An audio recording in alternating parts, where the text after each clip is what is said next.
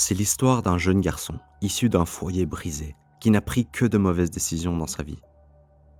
Cela l'a conduit à entrer dans le monde impitoyable de la pègre hollandaise. Il est devenu la plus jeune personne à figurer sur la liste des personnes les plus recherchées aux Pays-Bas. Nous ne pourrions pas avoir une chaîne néerlandaise sur le crime et de ne pas lui consacrer une vidéo complète. Voici l'histoire de Rida Benadjem, l'un des tueurs à gages les plus redoutés d'Amsterdam. Rida Benadjem est né le 19 mars 1991 à Amsterdam de parents marocains. Rida grandit dans la Gulden Winkelstraat, dans l'ouest d'Amsterdam. Venant d'une famille tumultueuse, il avait du mal à apprendre à l'école. Vers 2006, il rejoint un groupe se faisant appeler le groupe Gulden Winkelplantsonen. Ce groupe de garçons était connu pour leur nuisance dans le quartier. Il ne tarda donc pas à commettre des vols et à s'adonner à un petit trafic de drogue.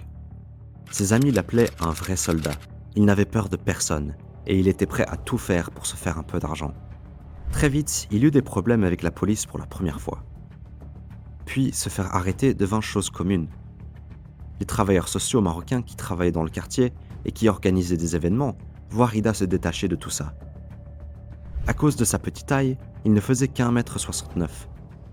Il ne pouvait pas toujours gagner ses combats seulement avec ses poings. Pour remédier à cela, Rida commençait à porter tout le temps un couteau sur lui. Les personnes qui le connaissaient et qui vivaient dans le même quartier disaient qu'il n'avait pas peur d'utiliser son couteau, et même qu'il l'avait déjà fait à plusieurs reprises. Peu de temps après, Rida mit la main sur sa première arme. Dans la nuit du 7 août 2010, Rida, alors âgé de 19 ans, était dans le centre d'Amsterdam avec un groupe d'amis. Monsieur Probs, un artiste néerlandais, y était aussi avec un de ses amis, Flex. Flex et un ami de Rida se rentrèrent dedans, ce qui causa une dispute. Flex se mit à se battre avec l'ami de Rida, ce qui amena Monsieur Probs et le reste du groupe à se joindre à la bagarre. Tout à coup, un coup de feu retentit. Flex tombe au sol. Un nouveau coup de feu est tiré, et Monsieur Probs lui aussi tombe au sol. Rida venait de tirer sur quelqu'un pour la première fois. Ils survécurent tous les deux, mais Rida est parvenu à s'enfuir. Environ un an plus tard, le 6 juin 2011, il se retrouva à la une des informations nationales, et ça ne sera pas la dernière. Rida s'était battu dans la rue. Il était tellement furieux qu'il s'est précipité vers son domicile, saisit son arme et frappa immédiatement la victime à la jambe, alors que tout lui criait de ne pas le faire. Tout cela s'est passé à environ 50 mètres de chez lui. Mais Rida s'en moquait. Il réussit à s'enfuir sans que la police puisse l'arrêter. Cet incident marque un tournant dans sa vie. Cela ne fit qu'empirer à partir de ce moment-là. Moins de 6 mois après l'incident précédent, Rida se tient devant la porte d'une bijouterie appelée Hasgold à Leiden, le 11 janvier 2012. Ce n'est pas son premier vol. Mais cet incident démontre que Rida devenait de plus en plus imprudent. Accompagné de 2 autres hommes, Rida entre dans la bijouterie. La mission de Rida était de tenir les employés en joue. Il avait eu l'ordre de ne pas bouger. Les 2 complices remplissaient les sacs avec les bijoux et en quelques minutes, ils quittèrent la bijouterie. Malheureusement pour eux, le bijoutier décida de se battre. Alors qu'ils essayaient de s'enfuir sur leur mobilette garée dehors, comme cela ne pouvait pas être pire, la mobilette refusa de démarrer. Un des 3 tira sur le bijoutier. C'est à ce moment précis que la police arriva, ce qui amena Rida à vouloir leur tirer aussi dessus. Personne ne fut touché et les garçons parvinrent à s'enfuir à pied, chacun d'entre eux dans une autre direction. Le vol s'est soldé par un échec total. Ses complices, Hassi Y et Issam E, ont été arrêtés assez rapidement et condamnés à 12 et 8 ans de prison. Il se raconte dans le quartier que Rida est entré dans un McDonald's, qu'il a commandé de la nourriture et est resté assis là quelque temps. Mais cela n'a jamais été confirmé. Si cela était vrai, ça serait un moyen intéressant d'échapper à la police. Qu'en pensez-vous? Faites-le moi savoir dans les commentaires. La majorité du butin a été retrouvée ce jour-là. Après une enquête plus approfondie, la police avait tracé le téléphone de Rida. Et il a été prouvé qu'il se trouvait bien là. C'est ainsi qu'il est devenu un sujet de l'émission télévisée néerlandaise Opsporing Verzocht. Il y a été décrit comme violent et très imprévisible.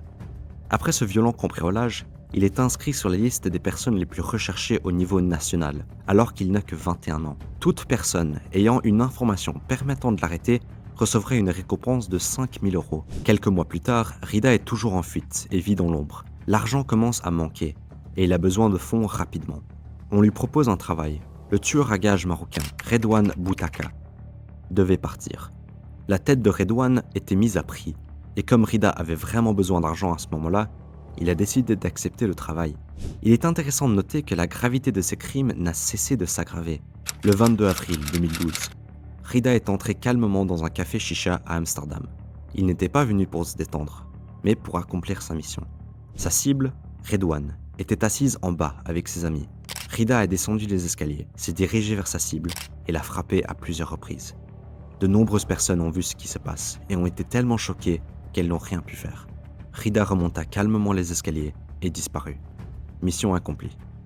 La description du suspect qui a été publiée juste après le coup est celle d'un homme maigre, mesurant 1,70 m, ce qui correspond à la silhouette de Rida. Après cet événement, Rida a été placé sur la liste des personnes les plus recherchées par Interpol. Cela ne l'a pas arrêté. Rida est désormais officiellement un tueur à gages de la pègre. Son premier coup a été un succès et d'autres sont à venir. Bien que figurant sur la liste des personnes les plus recherchées au niveau national et par Interpol, Rida réussit à rester en fuite et à échapper à la police. Dans la ville, la tension montait. Il y a eu un conflit à propos d'une cargaison de 200 kg qui s'est perdue en 2012. C'est le début d'une querelle entre Ben Aouf A et Gwenath Martha. Ce conflit est en soi une histoire intrigante. J'en ai fait toute une mini-série qu'il faut absolument regarder si vous ne l'avez pas déjà fait. J'ajouterai un lien dans la description de cette vidéo. Rida a été recruté par Ben Aouf A pour éliminer Najeb Boubou, l'un des hommes de confiance de Gwenath Martha. La prime pour Najeb était de 30 000 € et Rida était plus que disposé à l'encaisser. Le 18 octobre 2012, Najeb Boubou est attiré à l'hôtel Crown Plaza à Anvers. Soudain, Rida se précipita sur lui et le frappa à 4 reprises. Najeb n'a pas survécu et la querelle des mocros a éclaté. Les représailles du camp de Gwenath Martha ont eu lieu le 29 décembre. La cible, Ben Aouf. Certains d'entre vous ont déjà vu les images de ce qui s'est passé lors de cette fusillade folle. Saïd El Yazidi et Youssef Le Korf ont été touchés mortellement, alors que Ben Aouf, la cible visée, a survécu. Mais quel a été le rôle de Rida dans tout cela? De nombreuses histoires ont été racontées à propos de cet incident, mais 2 d'entre elles ont le plus circulé. Selon la première, Rida aurait attiré Ben Aouf, Youssef et Saïd à l'endroit où tout s'est passé.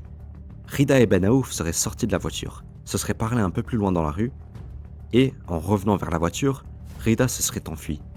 C'est alors que les tireurs sont arrivés et ont commencé à tirer sur la voiture.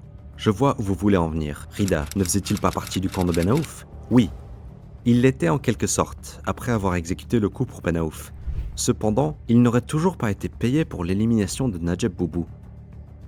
Ben Aouf continue à retarder le paiement. Rida en eut assez et changea de camp. Selon la deuxième version, Rida était l'homme qui n'avait jamais été identifié.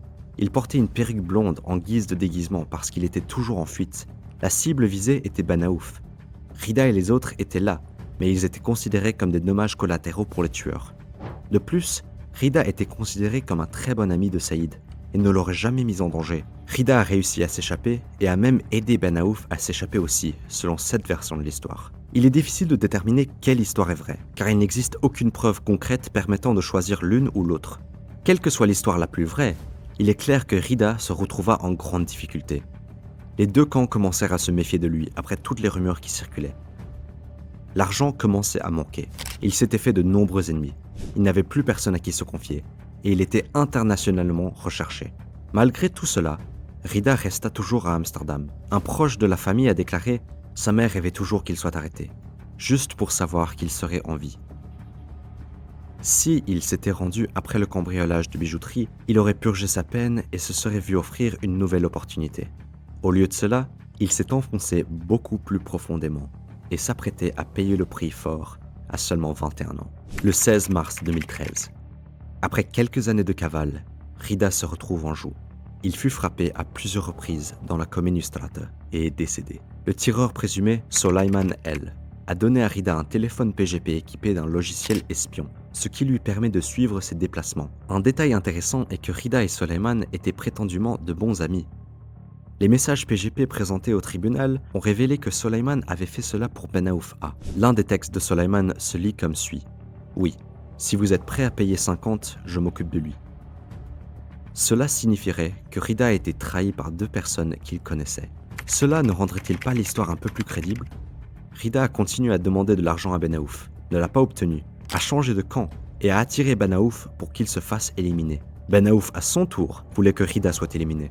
Il voulait s'assurer qu'il cesse de demander de l'argent, en guise de représailles pour sa trahison. Qu'en pensez-vous? À vous de me le dire. Soleiman a fait une grosse erreur. Il laissa toutes les preuves pour son arrestation. Lors de l'enquête sur la scène de crime, la police trouva un trousseau de clés appartenant à Soleiman, portant son ADN. 2 mois après l'incident, Soleiman a été arrêté. La police a également trouvé à son domicile une veste sur laquelle se trouvait de la poudre à canon, ce qui semblait constituer un dossier solide. Apparemment, ce ne fut pas le cas. Après 9 mois d'emprisonnement, il put bénéficier d'une libération conditionnelle dans le cadre de règles strictes. En 2015, sa libération conditionnelle et les règles ont été levées, mais il est resté suspect dans l'affaire. 9 ans plus tard, après l'incident de 2022, Soleiman El a bénéficié d'un non-lieu total. Une vraie déception pour la famille. Voici l'histoire de Rida Benadjem, l'un des tueurs à gages les plus redoutés de la Mokro Mafia. Il eut une vie tumultueuse et ne vécut que jusqu'à 21 ans. J'espère que vous avez apprécié cette vidéo. Avant de partir, j'aimerais également saluer Sean Day. Il m'a récemment offert 5 cafés via la plateforme Buy Me a Coffee. Je n'en revenais pas. Merci beaucoup Sean, j'apprécie vraiment. Pour ceux d'entre vous qui sont intéressés, cliquez sur le lien dans la description. Comme toujours, n'hésitez pas à laisser un like, un commentaire et à vous abonner si ce n'est pas déjà fait. À bientôt dans le prochain numéro.